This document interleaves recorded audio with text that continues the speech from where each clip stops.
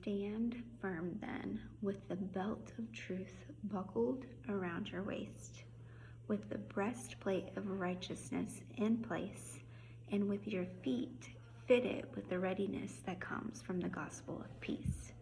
Okay, we're going to talk about this today. The sandals, the shoes, the gospel of peace. Think about a pair of shoes. It says in the Bible, fitted. If you wear a pair of shoes that aren't fitted properly for you, you're going to trip, you're going to fall, you might have blisters. It's uncomfortable, right?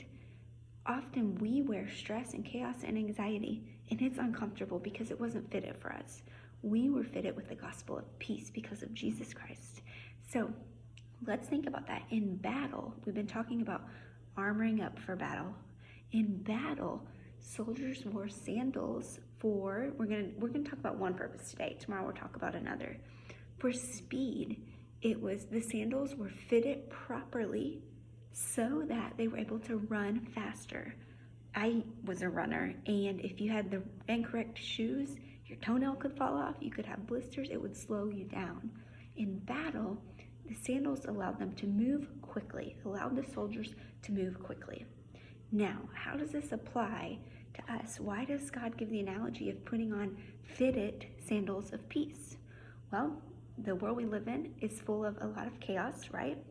But if we buckle up our feet every day with the sandal of peace, what this does is it gives us the speed.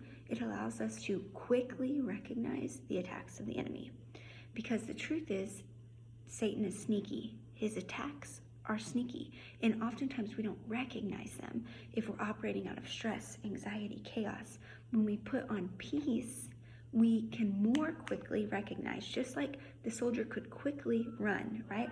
Without shoes. If he didn't have shoes, he could stub his toe, he could fall, he could cut his foot. They protected him to move quickly. So when we put on peace, we can recognize quickly the attacks around us. And I want to give just a quick example. My husband almost died about a year ago. He went into anaphylactic shock. And what I recognized 7 months later, talk about not moving quickly, was that it was this true spiritual attack of the enemy. Because see, him and I had opened up a business together, and we were getting ready to step into this mission as a couple. And then 20 days after opening our LLC, he almost died. And then he almost died again. And then it happened again 3 times over a period of 6 months. And we were dealing with all these medical things that we couldn't understand, and that created stress and anxiety. And honestly, looking back now, I did not approach that with any peace because there was so much unknown and uncertainty. Like, why is he almost dying, right? It's a major thing.